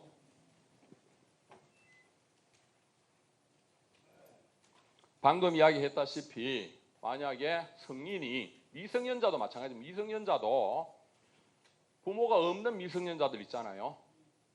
시설에 있는 아이들, 또 부모가 누군지 모르는 사람들, 뭐 그런 사람들도 똑같은 상황인데 그 사람의 어떤 법률적인 권리를 대신해 줄 수 있는 사람, 이런 제도가 후견인 제도입니다. 후견인 제도. 그래서 정신능력이 질병이나 뭐 정신건강이 정상적인 상태로 돌아오지 않고 계속해가 나쁜 경우 식물인간 상태 또는 그런 정도는 아니더라도 치매가 와가지고 정상적이지 못하다 이렇게 되는 사람들은 이제 법원 가정법원에다가 이 사람의 권리를 대신해서 행사할 수 있는 사람을 정해달라. 그래서 후견인을 지정해달라. 성인인 경우에 성년 후견인 지정 신청이라고 합니다. 성년 후견인. 그래서 법원에다 신청을 하면 법원에서는 의사한테 신체 감정을 받습니다. 의사한테 상태가 어느 정도인지. 그래서 의사의 감정 결과를 토대로 하고, 그 다음에 중요한 것은 본인의 의식이 좀 있을 수 있기 때문에, 의식이 좀 있다면 본인의 의사를 반드시 물어보게 되어 있습니다. 본인의 의사를. 본인이 그걸 동의하는지. 왜? 왔다 갔다 하는 사람도 있습니다. 그죠? 멀쩡하다가 이상하다가, 멀쩡하다가 이상하다. 이럴 수 있습니다. 그죠? 네, 그런 상황을 확인을 하고, 그래서 그럼 후견인은 누가 되느냐? 가족들이 동의를 하면 가족들 중에 누구를 시킵니다. 근데 이런 상황이 되면 어떻게? 어머니 모시고 있는 자식이 어머니 후견인 지정 신청해가 지가 후견인 지정 받아가지고 재산 날놈 먹어제키려고 하는 경우들이 많아요. 가족들 간의 분쟁에. 그래서 집안에 그런 노환 중에 있는 부모가 있으면 사실상 그 어떤 재산을 처분한다든가 이러기 위해서는 이런 후견인 제도를 이용해야 되는 상황인데, 그거를 이용하는 과정에서 그런 어떤 가족들 사이에 골상사나운 일들이 생겨납니다. 그래서 경우에 따라서는 가족들 간의 이해관계가 대립이 되면 변호사나 법무사 중에, 법률 전문가 중에 후견인을 지정해 주는 경우도 있고, 가정법원에서 정합니다. 그거는. 그 다음에 시설에서 정하는 경우도 있습니다. 시설에. 무위탁 노인이 어느 시설에 입소해가 있어요. 그런데 재산은 좀 있어요. 통장에 몇 천만 원 들어있고. 그런 경우에 그런 것들을 내가 점점 더 건강한 나는 나빠질 거예요. 그래 되었을 때 그런 부분을 어떻게 할 건지, 그런 걸 염려해서 미리 다 이렇게 정해놓으면 좋은 게, 조금 이따 설명할 유언제도고, 막상 그런 일이 벌어졌을 때 재산을 어떻게 처분하려 하면 후견인 선임 신청을 해가지고 그 후견인이 대리인으로서 처분 행위를 할 수 있다. 그래서 성년 후견인 하는 것은 정신이 완전히 없게 된, 정상적인 의사 능력이 없는 사람을 상대로 하는 거고, 거기에 적어놨다시피 한정 후견인 하는 것은 말 그대로 좀 왔다 갔다 하신다. 그런데 그냥 혼자서 하기에는 도저히 아니다. 이렇게 했을 때 하고. 그래서 이게 후견인을 정해놓으면 후견인이 또 지 마음대로 또 막 해제킬지 모르잖아요. 반드시 가정법원에 허가를 맡아가 하게 되어 있습니다. 부동산을 처분하면 처분 허가를 신청해야 되고, 그 다음에 또 우리 법에는 그 후견인을 감독하는 감독인을 선임하게 되어 있습니다. 2중, 3중으로. 왜? 이런 법이 자꾸 이제 정비되는 거는 우리 사회가 그만큼 지금 고령화 사회로 가고 있다는 겁니다. 자꾸 이런 사회적인 문제가 많이 생겨나니까 법적으로 자꾸 대비를 하는 거예요. 대비를. 그래서 후견인이 자기의 어떤 이익을 위해 가지고 나쁜 짓 하는 것을 방지하기 위해가 감시 감독하는 감독인을 선임하는 제도. 이렇게 해서 뭐 복잡한 내용은 이제 일 있을 때 변호사한테 돈 주면 변호사 다 해줍니다. 그런데 기본적으로 이런 제도가 있다는 걸 알아야 되잖아요. 그래서 옛날 한정치상, 금치상 하는 제도는 없어졌고 요즘은 성년 후견인, 한정 후견인 제도로 바뀌었다. 그러면 이제 요거는 약간 다른 이야기인데, 주로 사무실에 또 와가 많이 묻는 게 뭐냐 하면, 어른 초상 다 이제 그 장례 치르고 났는데 돌아가신 아버지 이름으로 통장에 돈이 몇 천만 원 있다. 돌아가셔 버렸으니까 요즘 옛날에는 살았는 것이 해가지고 예금 죽은 아버지 귀신이 찾는 걸로 해가 찾아가 많이 썼는데 요즘은 그래 큰일 납니다. 그죠? 다 위조 대표잖아. 위조. 죽은 사람 도장을 찍은 거니까 문서 위조가 돼요. 그래서 못하고. 그 다음에 요즘 화장장에 가면 화장하는 인원에 대해서는 사망신고 안 해도 다 전산이 연결돼가 동사무소로 바로 연락합니다. 다 못 뜁니다 이제. 그런 식으로 다 돼 있어요.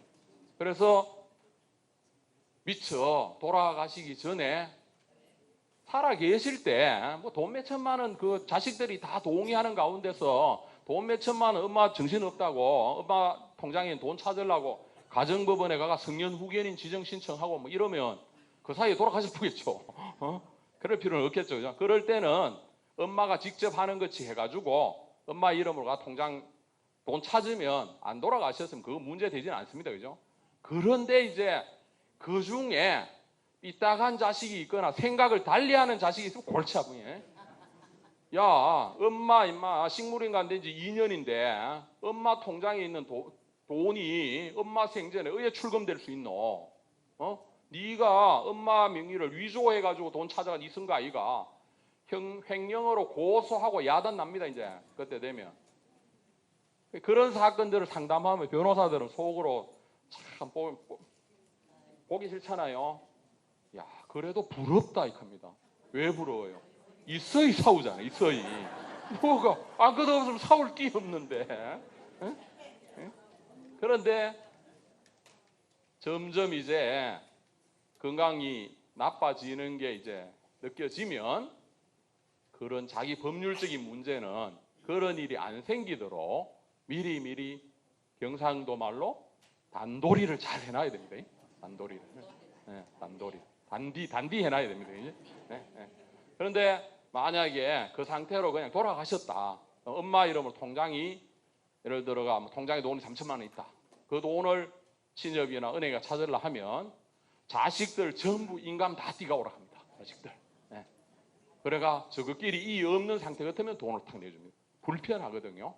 그래서 점차 재산이 되게 많아가 점차가 안 되는 사람은 어쩔 수 없고 그건 돌아가시고 상속세 내야 되고 그러지 않고 웬만큼 있는 보통 사람들은 조금씩 좀 줄여야 되는데 문제는 잘못 줄여놔 버리면 이게 이제 큰일이라. 변호사 사무실에 와가지고 할매가 와가지고 경산에 있는 할매가 와가 장남 상대로 재판해야 된다. 재판. 뭔데요? 할게 영감 죽고 이제 재산을 정리해야 된다 해가지고 그래도 또 장남이라고 웬만한 재산을 마지한테 넘겨줬는데 마지는 자식은 문제가 아닌데 딸이 문제가 아니고 며느리가 재산 다 와서 이제 냉대하는 게라. 냉대. 뭐 더 받을 게 없으니까. 그래 되면 이제 일이 어야 되나 하면 엄마가 참다 안 되니까 딸내한테 연락합니다. 딸내가 들어있긴 해. 엄마도 모시고 오고 싶지도 않는 게 미워가지고 뭐 오빠 좋다고 줬으면 거기서 해결하지 왜 딸내한테까지 연락해가 애미기노 이래 되겠네. 그래도 이제 엄마가 자꾸 하면 뭐 합니까? 모시고 옵니다. 그죠? 모시고 와가 좋은 마음으로 자식 도리 한다고 해보이. 참 해보신 분들 아시죠? 그죠? 그게 하루 이틀이 아니고 하면 이제 성질이 나는 기라. 그렇다 해가 오빠가 고생하는 줄 알고 와가 마음이라도 위로해주고 받은 것도 있고 하있기는 좀 이래 풀어주고 이러면 되는데 이거는 이제 나타나지도 않습니다. 그죠? 마누라가 가면 니 죽는다 이러지. 다시는 안 본다. 그래가 이제 갈등이 자꾸 심화되면 딸이 엄마 모시고 와가 넘겨줬는 재산 좀 찾아오는 방법 없나? 보통은 다 매매 했는 게 아니고 부모 자식 간에는 매매 형식으로 넘기더라도 세법상으로는 정려입니다. 정려가 된 거예요. 정려했어요. 정려. 그래서 우리 전통으로는 대부분 그래 살았어요. 그죠? 이제 워낙 방송에서 그까지 말아카 이제 잘 안 하겠죠. 그죠? 그래 줘놓고 그거를 다시 찾아오는 방법을 변호사한테 와서 상의를 하면 변호사가 재판은 한번 해보기는 하는데요. 결과는 장담할 수 없습니다. 결과는. 한번 넘겨줘버린 거는 찾아오기가 무지 어렵습니다. 예. 그래서 여기 써놨다시피 그런 걸 넘겨줘야 될 상황쯤 되면 효도계약서를 써라. 효도계약서를. 내가 넘겨주는 조건으로 나는 네가 내 마지막까지 책임지는 조건이다. 효도계약서 하는 말은 법에 없는 이야기고 변호사가 그냥 지어낸 이야기인데 많이 쓰기도 하죠. 그죠? 그래서 나중에 내가 내 재산을 니한테 넘겨주는 거는 나를 부양하는 조건이다. 그런데 그 조건이 이루어지지 않으면 언제든지 나는 되찾아온다. 되찾아온다. 그렇게 뭐를 근거를 이래 남겨놓으면 재판에서 이기는데, 대부분 또 사실 거래가 넘어갑니다. 어머요, 걱정하지 마소. 내가 장손인데 어디 갖다 내삱니까? 내가 참 괜히 돌아가실 때까지 놔뒀다가 나라 좋은 일 시키지 말고 나라에 세금 내지 말고 미리 넘겨주이소. 이래가 일이 시작됩니다. 그죠? 그러면 그런 이야기를 다 엄마도 들었고 옆에도 다 들었어요. 말로 들었는 거는 별로 증거 가치가 없어요. 증거 가치가. 진짜 내가 넘겨주는 조건으로 무조건 니는 이래 해야 된다 탁 다짐받는 거 하고, 아이고 주의소 그러면 내가 인간인데 나도 내 도리 합니다, 이런 거는 기리한 이야기거든. 어? 그럼 그게 잘 안 먹혀들어. 안 먹혀들어. 예. 녹음까지 해놓으면 확실하지. 예, 예. 녹음할 정신 같으면 뭐 하나 받겠지. 그래서 그런 효도 계약서가 있어야 되겠다. 요즘 어른들이 워낙 똑똑해가 이런 방송을 많이 하니까 재산 넘겨주면 큰일 난다, 족박 찬다, 다 아시죠? 넘겨주지 마이사이. 그런데 이제 그런 경우에 그러면 그 어머니 아니면 딸은 어떻게 뭐 법적으로 조치할 방법이 없나? 엄마 있던 재산은 지가 다 가져가고, 엄마는 애물단지가 돼가 재산도 못 받은 딸이 또 안아야 되고, 그러니까 변호사가 고민하다가 아들을 상대로 부양료를 내놔라. 부양료를. 나는 엄마 부양하는데 딸이 내가 돈이 이만큼 들었다. 그러니까 내놔라.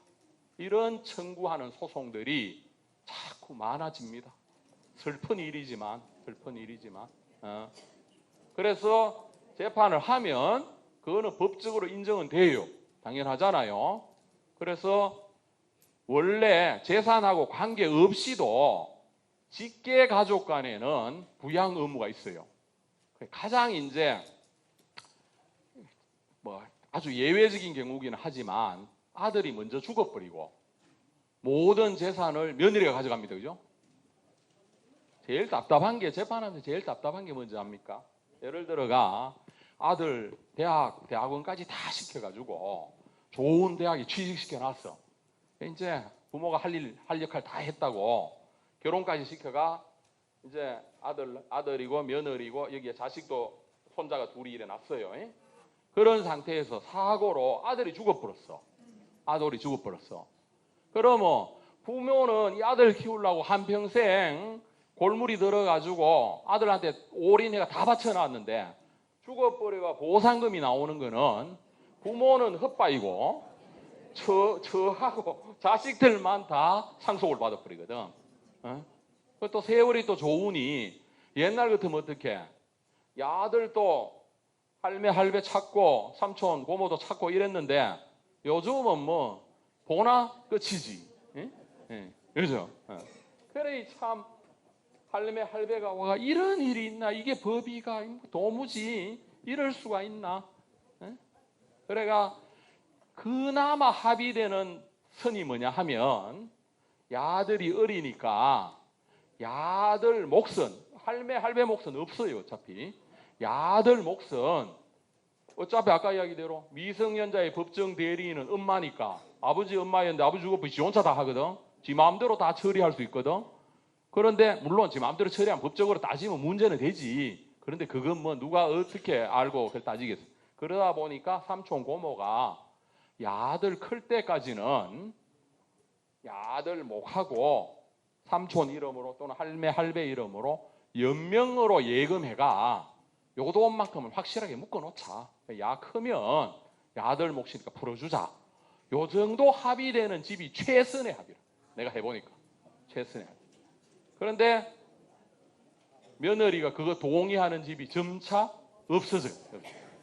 무슨 소리 하노? 뭐 주더라도 내가 주지 왜 할매 할배가 왜 놨어? 이랬고 예? 상속관계 이래야 됩니다. 그죠? 점점 아주 예외적으로 그런 일들이 있었는데 근자에 와서는 자꾸 이런 사건들이 많아집니다. 가족관계가 자꾸 옅어짐으로 인해 가지고. 그래서 잘못하면 저거는 뭐 사고라서 꼭 관련 지은 것은 아닌데 집안에서도 부모 점에 있는 재산을 공평하게 공정하게 처리 안 해놓으면 죽고 나서 묘자리에 편하게 못 누워 있습니다. 시끄러워서. 시끄러워서. 자, 그래서 조금 더 이제 설명을 해봅니다. 그죠? 효도 계약서 하는 거 이제 이해하셨죠?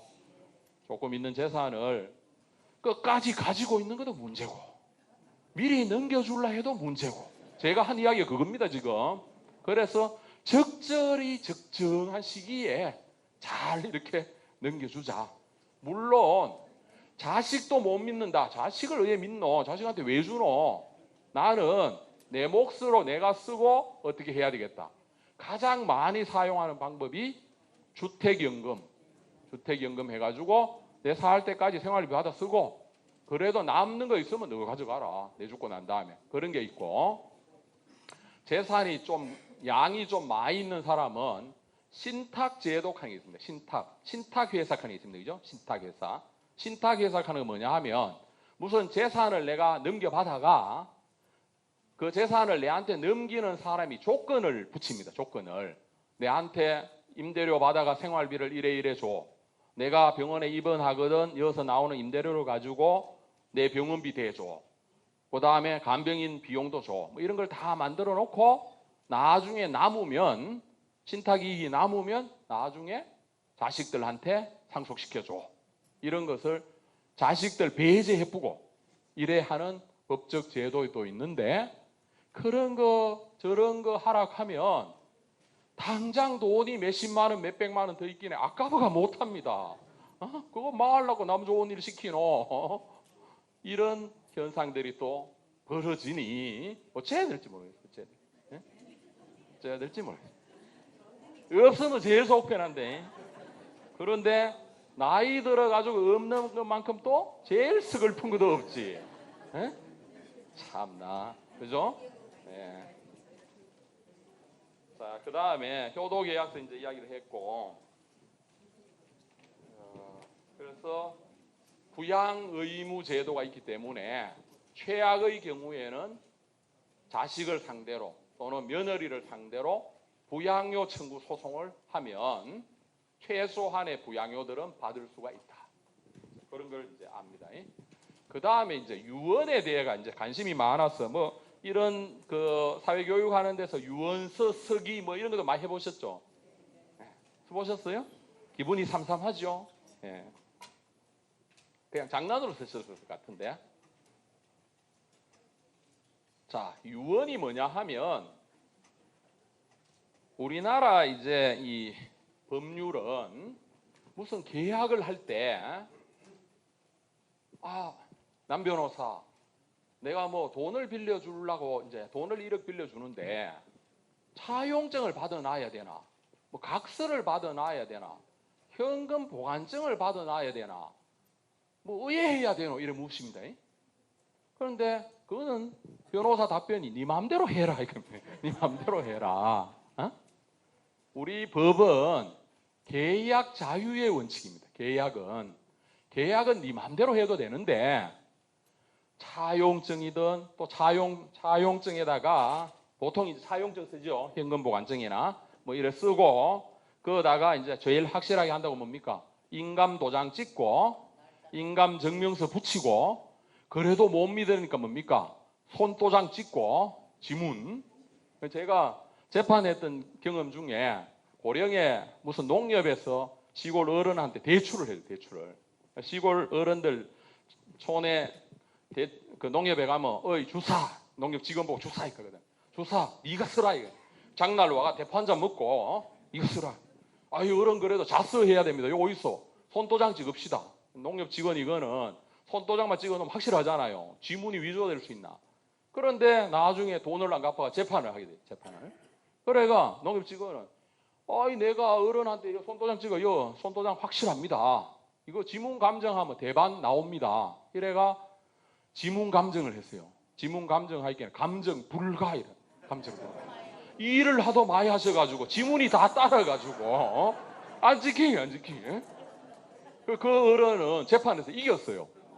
재판에 이겼어요. 증명이 안 돼가지고 제일 확실하게 한다고 해놔도 그거는 우스개 실제 그 일은 있었던 일인데 아주 예외적인 일, 아주 예외적인 일인데 제일 확실하게 하는 방법이 이렇게 하는데 이렇게 하는 이유가 인감 증명도 붙이고 지문도 찍고 자필도 하고 이래 하는 이유가 나중에 분쟁이 생겼을 때 증거로 쓰려고 증거로 재판은 둘이 싸웁니다. 그죠?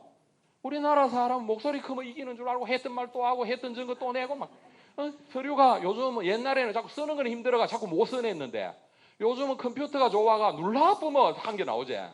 자꾸 같은 서류가 나오고 판사가 재판하면서 제발 같은 거 좀 내지 마이소. 같은 말 좀 하지 마이소. 다 읽어봐야 되거든. 판사는. 재판은 그런 식으로 목소리 크게 한다고 같은 말 여러 번 한다고 이기는 게 아니고 내가 주장하는 증거를 얼마나 잘 제출하느냐. 그거는 일 벌어지고 나서 증거 만들려면 증거가 위조가 돼요. 평소에 살 때 뭐든지 이런 분쟁이 안 생기도록 확실하게 뭔가 근거를 남겨놓는 습관이 돼야 되겠다. 습관이. 그래서 차용증이라 하든 각서라 하든 통장으로 돈 오가는 증거든 아니면 가계부에다 오늘 또 우리 엄마한테 1,000만 원 빌려줬다. 딱 적어놨어요.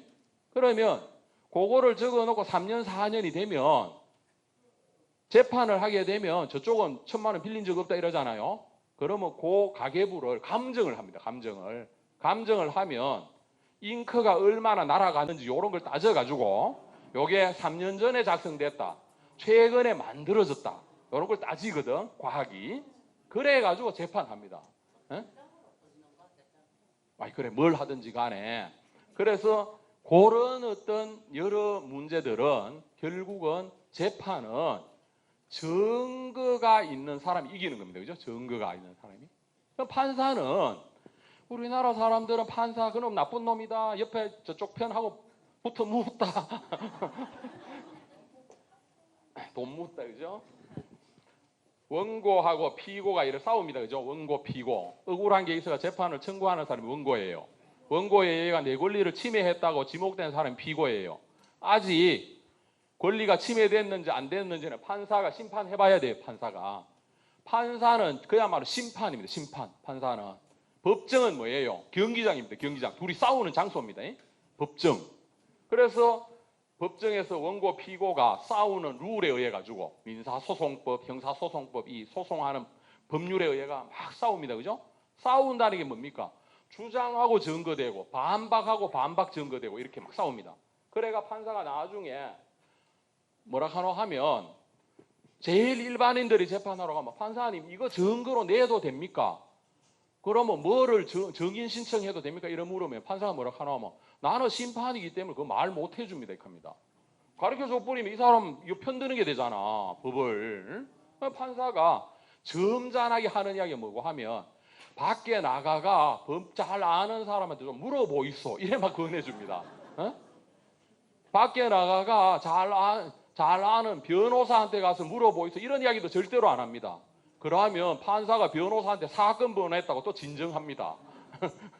이렇게 법 아는 사람한테 가서 물어보이소. 이런 정도는 권하거든요. 그러고 나서 이제 쭉 판사가 이제 쭉 진행하고 나서 제일 마지막으로 하는 말이 뭐냐 하면 더 이상 제출할 주장이나 증거가 없습니까? 이래 묻습니다. 그 말을 다른 말로 쉽게 이야기하면 이제 너희끼리 다 싸웠나요? 이래 묻습니다. 그래가 이제 없다 이렇게 하면 그러면 이제 재판 마치고 내가 판결을 한다. 판결은 주장에 대한 증거가 있는지 없는지를 가지고 판단합니다. 그죠? 그러면 원고가 억울해. 돈을 1,000만 원 빌려주는 게 확실해. 근데 증거가 희리해. 증거가 부족하면 재판에 집니다. 그죠? 판사는 이길 사람 이기게 해주는 게 민사재판의 판사가 아닙니다. 우습죠? 우리가 생각할 때는 억울한 사람이 없도록 해주는 게 판사잖아 이렇게 생각하잖아요. 형사재판은 그게 맞죠. 10명의 범인을 놓치는 한이 있더라도 한 명의 억울한 사람을 만들면 안 된다. 이게 형사재판의 원칙이거든. 그만큼 엄격하게 진범을 잡도록 노력해야 된다는 게 판사의 원칙이지만 형사재판은 너희끼리 사온 범위 내에서 판사는 너희끼리 사온 내용을 가지고 나는 판단을 한다. 난 진실은 모르겠다. 너희끼리 이거 사오는 거 가지고 판단한다. 그러니까 이렇게가 판결을 내렸잖아요.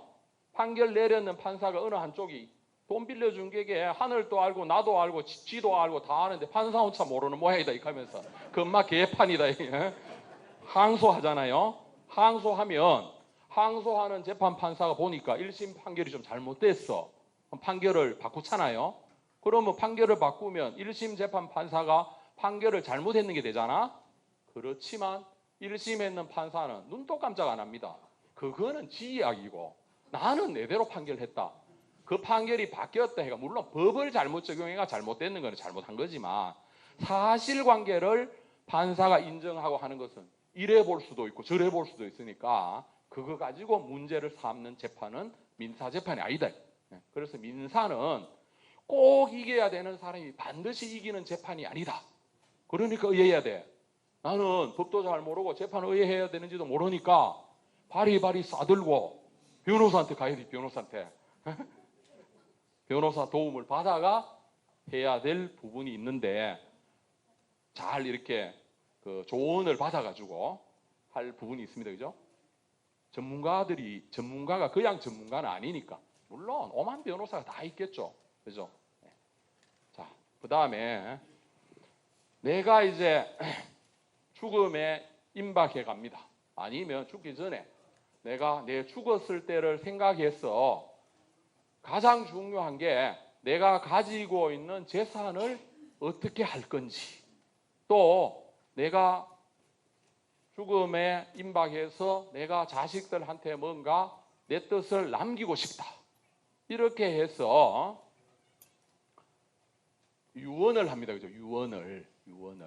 물론 뭐 죽기 전에 이래 하는 것도 유언이지만 그 전에 하는 게 유언인데 아까 이야기대로 우리나라의 모든 법률 행위는 하는 게 다 지 자유인데 유언만큼은 법에서 정해진 대로 딱 해야 유언으로서 효력이 있어.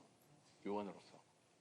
그러면 법에서 정해진 대로 안 하고 뭐 집에서 어른들이 유언 많이 합니다. 그죠? 그런 거는 법적으로 구분을 해가지고 유언이라 안 하고 유훈이라 해요. 유훈. 돌아가시는 분이 자식들한테 훈계하는 말씀으로 남겨놓은 말. 유훈. 법적으로 유언이 아니에요. 유언이. 그래서 유언을 해놓으면 사망했는 비상속인의 뜻에 따라 가지고 재산관계가 정리가 됩니다. 정리가 된다. 그런데 그 유언은 법적으로 법에 딱 5가지 방법을 통해서만 하도록 되어 있습니다. 5. 써봤다는 유언서를 작성합니다. 그죠? 유언서를. 내가 유언장. 내 재산 앞사는 커나 주고 앞에 있는 노는 둘째 주고 셋째 니는 학교 간다고 많이 가져가서 니는 없고 농가른 내용을 이렇게 적고 거기에다 날짜를 적고 서명 날인을 합니다. 그죠? 그런데 쓰다 보이 둘째라고 써야 되는데 셋째라고 썼다. 까무태입니다. 그죠? 경상도 말로 까무태고 뭐 해뿌리면 그냥 줄만 찍찍 끊어 놓으면 그 유언은 무효입니다. 그렇지. 딱 끊고 도장 찍고 삭 한자, 가 한자 뭐 이렇게 삭 지웠다. 지울 삭 한자 지우고 한자 썼다. 이렇게 분명하게 해나가. 이렇게 하는 이유는 죽은 사람은 귀신이 되쁘고 남아있는 사람들이 저것끼리 안 싸우도록 확실하게 해놔야 된다. 이게 법의 목적입니다. 그래서 자필정서에 의한 유언, 자기가 써가지고 하는 유언은 방금 이야기대로 날짜가 없어도 곤란해요. 예를 들어가 2019년 10월 뒤에 공란 곤란합니다. 일자가 안 나오면 무효입니다. 예? 나중에 내가 완성할 때 서직하고 비워놓고 그냥 갚으면 헛바이라. 예? 그런 문제가 있기 때문에. 그래서 반드시 또 날인도 되어야 된다. 이게 자필정세에 의한 유언입니다. 그 다음에 녹음. 내가 이런 이야기 하는 것을 녹음 테이프로 녹음을 합니다. 그죠? 그리고 증인 2명이 그 이야기 유언자의 유언이 맞다 하는 내용도 육성을 넣어가 녹음을 했습니다. 이게 녹음에 의한 유언. 그 다음에 제일 확실하게 하는 방법이 공정정서 유언공정하는 겁니다. 유언공정. 자, 유언공정. 유언을 공정해 놓는다. 공정이 뭐냐? 법원 앞에 가면 간판에 붉은 글씨로 항상 공정은 붉은 글씨예요. 왜 그런지는 모르겠는데 공정하면서 눈에 잘 띄더라는. 변호사라고 다 공정을 하는 게 아니고 지방검찰청 검사장에 의해 가지고 공정인으로 위촉된 사람이 공정 업무를 합니다. 공정하는 말은 말 그대로 공적으로 증명한다 이런 뜻입니다. 공적으로. 공정인이라는 사람이 이런 내용이 있었다 하는 것을 정인이 해도 되지만 그 확실한 공정인이 확인해 주는 거다. 이렇게 해서 대부분 변호사인데 촌에가 변호사 없는 데 가면 검찰청 직원이 공정인을 하는 데도 있습니다. 그래서 그 공정인이 입회해 가지고 정인 2명을 세우고 유언 내용을 서류로 만들어 놓는 게 유언공정입니다. 유언공정. 이게 제일 확실하고. 그 다음에 이제 구수정서에 의한 유언 칸이 있습니다. 내가 설령편도 안 된다. 말하는 걸 녹음을 안 하고 녹음하는 방법이 있고 받아 적는 겁니다. 그죠? 이렇게 해라. 이렇게 해가 구수정서. 말하는 걸 받아 적어서 서류로 만들어서 유언서를 만들어 놓는 방법이 있고 그 다음에 비밀정서. 자, 방금 이야기했듯이 자필정서에 의한 유언은 내 혼자 쓰는 거니까 모릅니다. 그죠? 공정이나 녹음이나 구수정사나 이거는 정인들이 다 알게 돼. 이게 새끼들한테 새 나가면 살아서 생전에 전쟁이 일어나. 그래서 그런 걸 예방하기 위해 가지고 자기 혼자 이걸 만들어가 내용은 안 비주고 정인 2명한테 이게 내 유언서다. 너가 정인으로서 서명 날인해라 봉투에. 이래가 날짜 적고 정인이 서명 날인했는. 그러니까 유언의 내용이 공개 안 된 이게 비밀정서에 의한 유언입니다. 비밀정서. 예. 이렇게 유언의 종류가 5가지 있습니다. 5가지가. 그런데 아까 이야기대로 비밀정서에 의한 유언도 만든 날로부터 예를 들어가 5일 내에 법원에가 확인을 받아요. 확인을. 그 다음에 제가 좀 헷갈리는 잠깐만 꼭 이게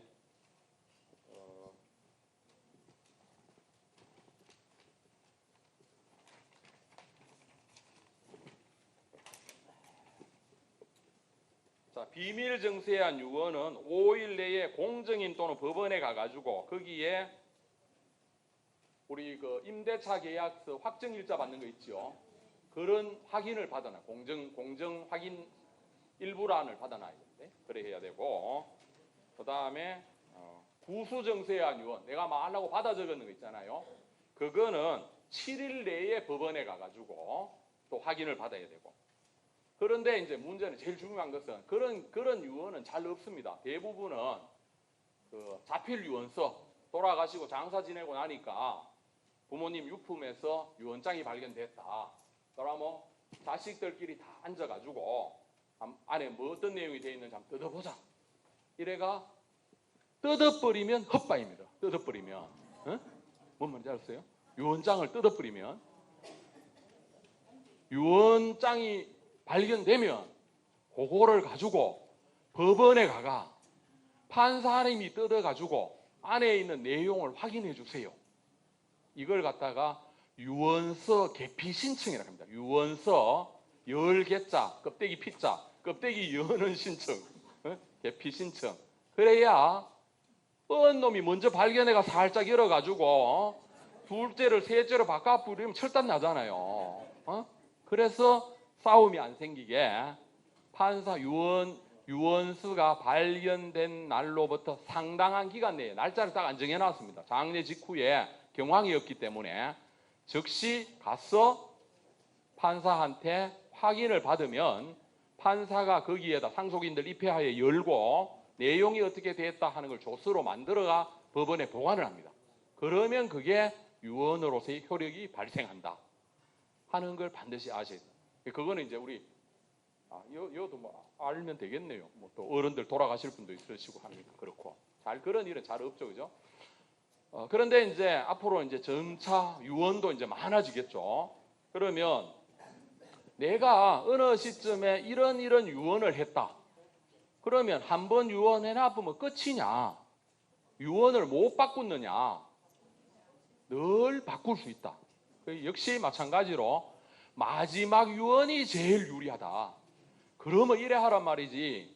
첫째 놈이 좀 이쁘면 첫째 놈한테 지 유리하게 유언서 한 개 써가 슬쩍 비주고, 그 다음에 둘째 놈이 좀 불만 생기면 둘째 놈이 좀 유리한 내용을 슬쩍 적어가 또 하나 비주고, 이러면 다 지가 최고인 줄 알고 재산 다 지 가져가는 줄 알고 열심히 할 거 아닌가 봐. 극하다가 결국은 법적으로는 제일 마지막 유언이 유언이다.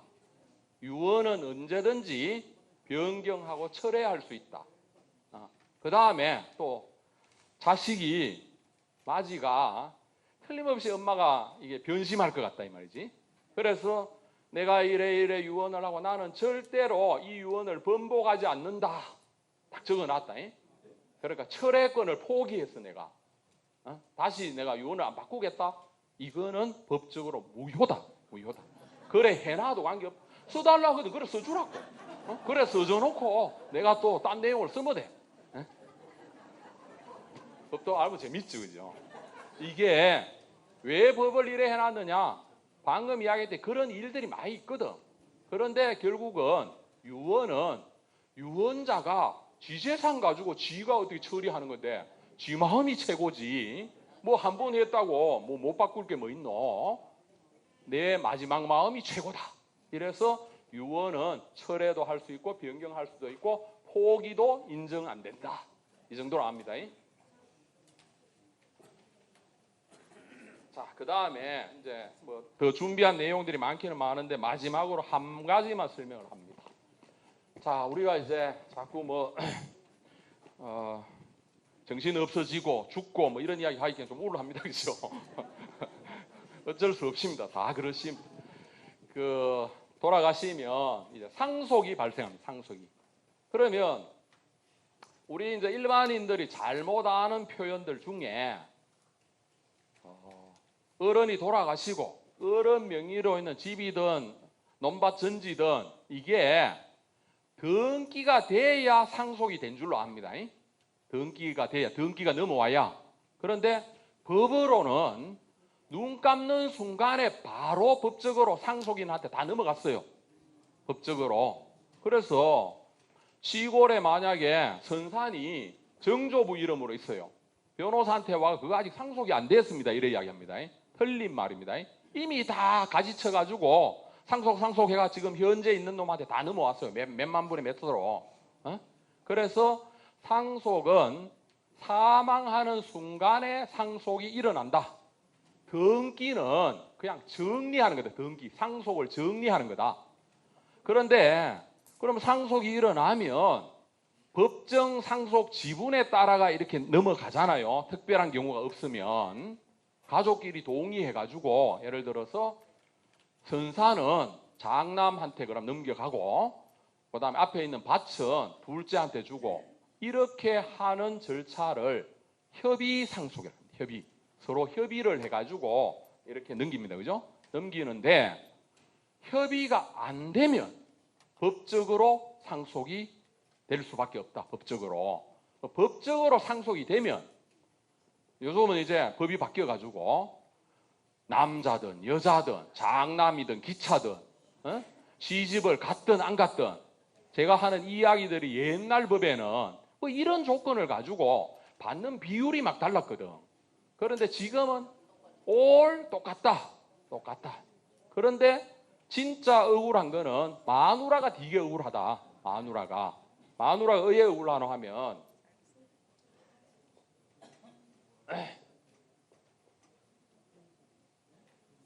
할배 죽어 불었어. 그러면 자식이 뭐 많이 하지 말고 2명이라 그러죠. 자식이 2명. 자식이 2명이고 마누라가 있으면 자식들은 똑같으니까 1. 여기도 1인데 자식들 받는 거에 0.5할 보태줘. 아시겠어요? 재산이 3,500만 원이면 자식 하나에 1,000만 원, 1,000만 원, 요 1,500만 원. 1,500만. 고래밖에 안 준다고. 그래가 한동안 무슨 소리 하노? 요즘 자식이 뭐 중요하노? 부부 둘이서 만든 재산이니까 이 재산의 절반은 마누라 걸로 인정해주고 시작하자. 그래야 안 되나? 이래가 법을 고치려고 용을 쓰고 있는데 아직 잘 안 고쳐지고 있네요. 네. 국회의원님들이 뭐 하는지 몰라도 잘 안 고쳐져요. 지금 현재 그래요. 그러면 아까 이제 어르신 한 분이 쉬는 시간에 내한테 와서 질문을 해요. 야, 요즘 이걸 갖다 전부 똑같은 걸로 만들어 놓이. 장남이 장남 역할을 안 할란다. 야, 뭐 다 똑같이 받았는데 니도 임마 부모님 모시고 딸도 모시고 다 똑같이 모셔야 될까 아이가. 제사도 니 한 번 지내고 내 한 번 지내고 돌아가면서 지내야 될까 아이가. 뭐 틀린 말은 뭐 틀린 말 아니잖아요. 그래서 이게 참 문제다. 그런 경우는 그냥 이제 생각할 수 있는데 실제 많이 벌어지는 일은 이런 경우입니다. 아들하고 딸이 만약에 남매를 뒀다 칩시다. 어른이 편찮으시면 요즘 세상이 그렇죠. 전부 딸내 몫이죠. 그죠? 딸이 죽을 때까지 경제적으로 모든 노력을 다해서 보살핍니다. 보살펴요. 그런데 돌아가셨어요. 돌아가시고 나니까 재산은 똑같이 농가를락 하는 거라. 그런데 우리 법에는 그런 경우에 돌아가신 분의 부양이라든가 양육이라든가 여러 가지 경제적인 부담이라든가 이런 기여가 있는 경우, 기여. 상속인 둘이 비교해 봤을 때 이게 어른한테 한 역할은 1이면 나는 2, 3을 했다. 그럼 2, 3 했는 것만큼 내가 보답을 더 받아야 될 거 아니냐. 상속받는 재산에서 그거를 반영해가지고 농가르자. 이거를 기여분이라 그래, 기여분. 그래서 법원에다가 내 기여분을 30% 인정해 주세요. 50% 인정해 주세요. 일단 내 기여분만큼 내가 챙기고 남는 거는 나눕시다. 이렇게 하는 제도가 있습니다. 그래서 딸이 너무 억울해 하거든. 야야 내 죽고 나거들라. 남변호사 하는데 이런 제도가 있다 하더라. 너가 오빠 상대로 기여분 재판해가지고 네 목 많이 찾아라. 그럼 덜 억울할 거 아이가. 그래 좀 가르쳐주고 가있어요. 그나마 법으로 조정할 수 있는 법적인 방법이 이래서 이런 제도까지 마련해 놓고 있는 상태입니다.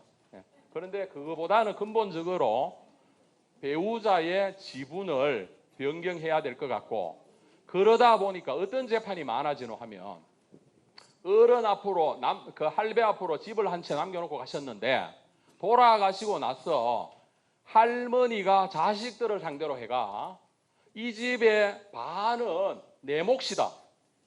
둘이 혼인하면서 만들어낸 재산인데 평생 벌어가지고 이 집 샀는 건데 이 집세 우리 이혼할 때 자기 기여분 주당하듯이 이 재산의 반은 내 몫이니까 내 몫 띄고 나머지 농가르자. 이런 재판이 많이 들어옵니다. 많이 들어옵니다. 그러면 대부분 법원에서 인정해 줍니다. 맞기 때문에. 실제 부부가 평생 살면서 번 돈 가지고 할배 이름으로 집 한 채 사놨는데 죽고 나있기는 자식들이 0.5마 더 주고 다 가져가려 하니까 할매 억울하거든.